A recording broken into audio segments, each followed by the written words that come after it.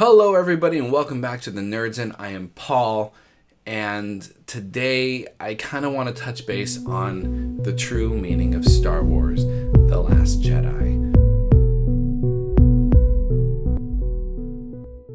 Specifically when it comes to Luke Skywalker and why old curmudgeon Luke is right, and how all of our perceptions of Luke for the last 40 years are actually wrong. Star Wars: The Last Jedi really wants you to believe it's a movie about hope in the face of complete adversity. But really, this movie is all about failure. And more specifically, learning from your failures and using your failures to make you better. Yoda says it, that failure is the greatest teacher. This is never more apparent than how we see Luke. When we meet Luke, he has completely given up, pretty much almost severed his connection with the Force. There is no sign of his green lightsaber anywhere. And when he is handed the lightsaber from Rey, he just kind of throws it over his shoulder and just walks away because he really wants nothing to do with this. And a lot of people that I'm hearing are extremely disappointed with this Luke, that this is not the Luke they grew up with, this is not the Luke they've known, but it is. Throughout the entire trilogy, all those signs are there that this is Luke, 100% in his purest form. From complaining about going to the top, wanting to go to Tashi Station to pick up some power converters, to pouting about how Han, I just thought Han had changed. He's always been a negative thinker. This becomes much more amplified in Empire Strikes Back.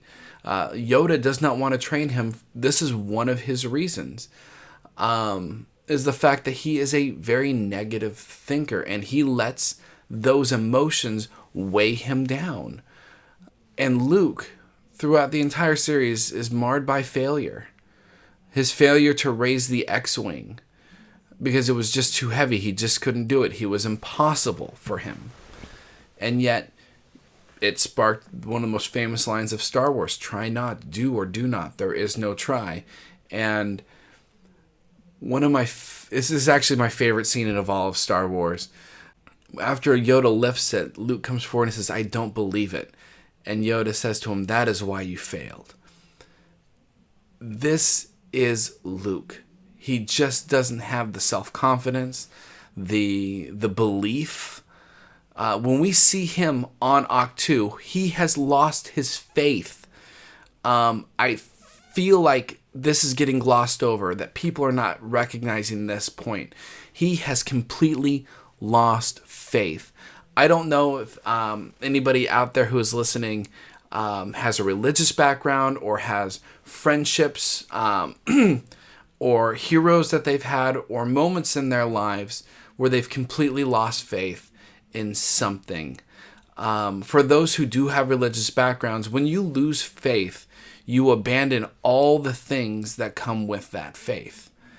When you lose faith in your friends or in a loved one or a husband or a wife, you lose all hope. You want nothing that reminds you of them. I know everybody's been in a bad relationship. That moment that relationship is over, you are burning their stuff. You are sending it out the door. And unless you're that person who just cuddles with it and cries on their t-shirt that they left behind, when you lose faith, it is a damning thing. I mean, Luke has fallen so far, not just from the Luke that we saw Return of the Jedi, but in his faith. He even goes as far as the lessons that he's giving Rey are negative towards the Jedi and the Jedi religion and why it's so wrong and why it needs to end and how horrible the Jedi are. He has lost faith. And I keep going back to the religious metaphor mainly because this is the one that fits the best, because the Jedi, is an ancient religion. Those who I know who were once religious and who have lost faith in that religion usually start talking the exact opposite and why it's so wrong, why it's so negative, why it's so bad. Everyone that I know who's ever lost faith in their religion goes this route. And this is Luke. He has completely lost faith in the Jedi religion. And this tracks with who he is. When he fails, he goes into a depression. He goes into a state of disbelief of... there's just not a word that I can use to describe how low he gets. His failure with the X-Wing. His failure at the cave. Yoda told him, your weapons, you will not need them. And what did he bring in the cave with him? He brought his own fear, his own self-doubt, and in the end, he saw himself becoming Vader. And now the connection is there. When he looked into the mind of Ben Solo, he saw Vader. He saw everything that he saw back at that cave, and he panicked. And the Jedi Order would dictate that you snuff out the dark. And his initial instinct is to do that. And he blames the Jedi for that decision. He blames the Jedi faith for his wanting to kill Ben Solo. He says, that's what the Jedi Order would dictate, is that I kill him. And that's not who I am. He was my nephew. And Yoda sets him straight. He says to him, you're always still, young Skywalker, looking to the horizon. And at that moment, he was looking towards the future and seeing what could be instead of what was. And instead of taking a moment and realizing that what the Jedi would want is to train him, to intervene, he went to the extreme. And Luke goes to the extreme. He sees Han and Leia in Cloud City. He asks Yoda, will they die? And Yoda says, hard to tell. But go there and help them, you will not. And what does Luke do? He rushes in because, again, looking towards the future. Never mind on where he was and what he was doing. And in doing so, he endangered all for which they fought. Because he's brash, he overreacts, and he's just not the hero we want him to be. Now, the big contradiction with this is that people talk about the Luke that everybody remembers is not Dagobah Luke, is not A New Hope Luke, is Jedi Luke, the one who redeemed Vader. But even then, look at his doubts. Look at his fears. He's on the shuttle with Han and Chewie and Leia, and he's like, I'm endangering the mission. I shouldn't have come. And then he goes over to Darth Vader. Just goes to him and says, oh yeah, I'm here by myself. Please, dude. No one is ever there by themselves. And in doing so, kind of rats out his buddies. They're prepared for him now. Granted, I mean, you could argue that the Emperor foresaw it and already had men down there, but we'll never actually know. It could have been just the Emperor knowing that Luke wasn't alone and then sending his extra guards. Luke was not this almighty powerful Jedi, this wise master. The Force guided him through his stupid decisions. Now, I love Luke Skywalker. I've always felt he was a great character. I've always been a hero of mine. But in doing so, I have to recognize the truth about Luke, is that he's not a superhero. He's not Superman. He's not, truth and justice. He's a doubter. He's a man that barely holds on to faith. He's a man that, when faced with failure, acts like a man, acts like a human being, and goes into a depression. That when loses his faith, completely denies it and goes the opposite direction. And this is Luke. And this is why what we see on Ahch-To is right. Because at that moment when Luke had his biggest failure of his entire life,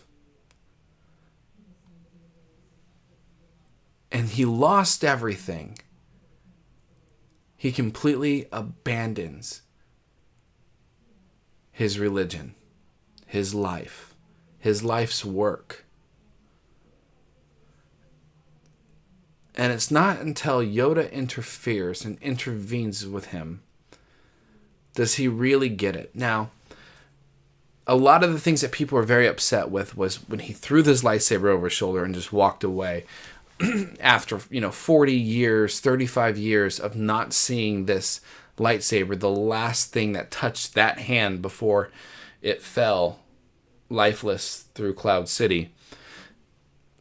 He just throws it over the shoulder and walks away, wants nothing to do with it.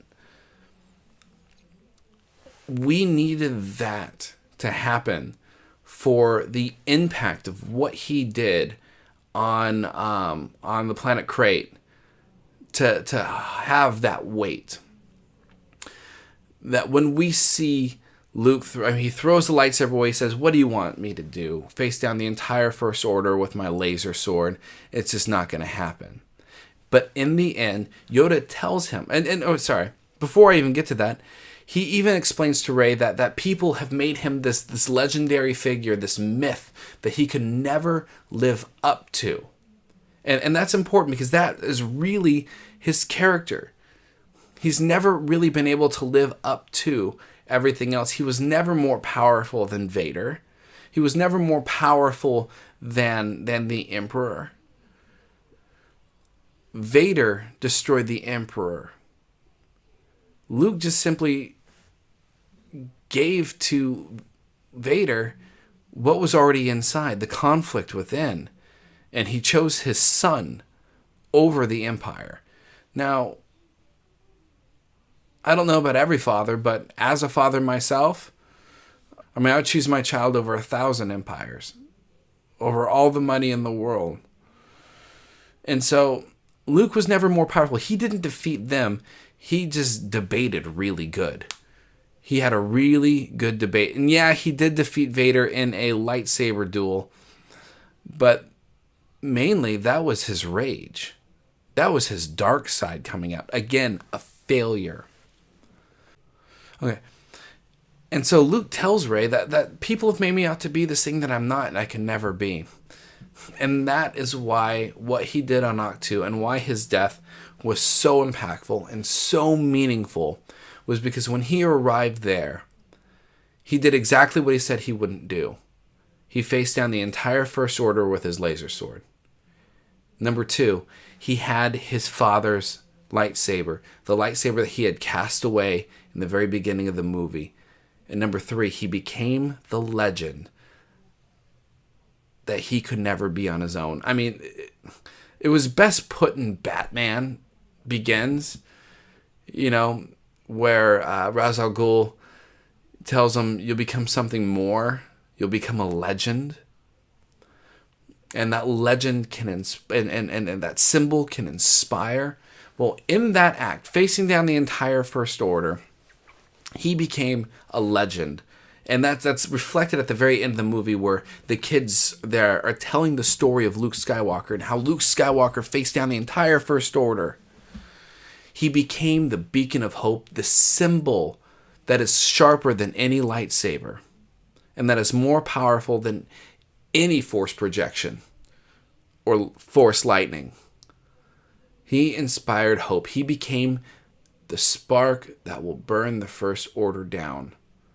Because if one man can walk out and face down the entire First Order with nothing but a laser sword, anything can happen. His death had more meaning than just two pretty sons that mirrored the image that we got from Luke in A New Hope. His death inspired a rebellion. He became a martyr. He became a symbol. He became a legend that the man could never be. And in order to become that legend, he needed to accept his role. And in becoming a legend, he could never fail. Finally putting his belief back where it needed to be. Back in the Force. Luke became better than he could ever possibly have been on his own. Now, I hope this has been helpful. I hope this video, I know it's a lot of me rambling back and forth between movies and times, but I really hope this video can help you understand why Luke was so necessary to be that curmudgeon and that arc that needed to take place, and how it is completely consistent with who he has always been, and why, even though it wasn't what we wanted to see, it was the right thing to do. I hope that this has helped you work out some of those issues. You can agree with me, disagree with me. I would love to hear your thoughts in the comments. Hit like, share, and subscribe. Once again, my name is Paul, and this was the Nerd Zen. Have a good day.